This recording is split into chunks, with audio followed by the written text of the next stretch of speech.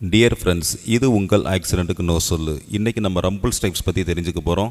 ஏற்கனவே நம்ம cross line அப்படின்ற வீடியோ போட்டப்பே நிறைய பேர் ரம்பிள் ஸ்ட்ரைப்ஸ் பற்றி சந்தேகங்கள் கேட்டிருந்தீங்க.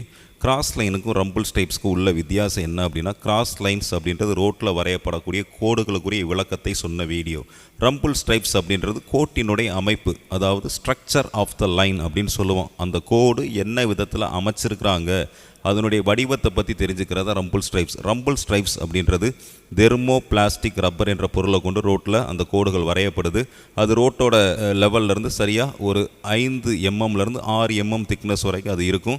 இது எதுக்காக கொடுத்துருக்காங்க அப்படின்னா, இதை கிராஸ் பண்ணி வரும்பொழுது உங்கள் வண்டிகளில் ஒரு அதிர்வு ஏற்படும். அது வண்டி ஓட்டிட்டு வரக்கூடிய நபர்களை அலர்ட் பண்ணுறதுக்கு தான். டிரைவரை எங்கேயெல்லாம் அலர்ட் பண்ணணும்னு நினைக்கிறாங்களோ அங்கேயெல்லாம் வந்துட்டு இந்த மாதிரி ரம்பிள் ஸ்ட்ரைப்ஸ் என்ற அமைப்பு இருக்கும். எங்கேயெல்லாம் வந்துட்டு விபத்துக்கான பகுதிகள் அதிகமாக இருக்குதோ அந்த பகுதிகளில் உங்களை அலர்ட் பண்ணணுன்றக்காண்டி இது போன்ற அமைப்புகளை உருவாக்கி வச்சுருப்பாங்க. கொடைக்கானல், ஊட்டி போன்ற மலைப்பகுதிகளை நீங்கள் பிரயாணம் பண்ணி போகும்போது பிளைண்ட் ஸ்பாட் அப்படின்னு சொல்லுவோம். வளைவுகள் வரும், வளைவுக்கு அந்த பக்கம் என்ன இருக்குன்றது நம்ம கண்ணுக்கு தெரியாத காரணத்தினால அந்த மாதிரி இடங்களில் உங்களை அலர்ட் பண்ணுறதுக்காக இந்த மாதிரி ரம்பிள் ஸ்ட்ரைப்ஸ் அமைக்கப்பட்டிருக்கும். அப்போ இந்த மாதிரி ரம்பிள் ஸ்ட்ரைப்ஸ் ரோட்டில் எங்கேயெல்லாம் இருக்குதோ அந்த இடத்துல உங்களை அலர்ட் பண்ணுறதுக்கோ, எங்கேயெல்லாம் இந்த ரம்பிள் ஸ்ட்ரைப்ஸ் பார்க்குறீங்களோ அந்த இடத்துல உங்கள் வண்டியை வேகத்தை குறைக்கிறதுக்கோ அல்லது விபத்துக்கான ஒரு பகுதி வருதுன்றதை உங்களை எச்சரிக்கிறதுக்காக தான் இந்த ரம்பிள் ஸ்ட்ரைப்ஸ் பயன்படுத்தப்படுகிறது.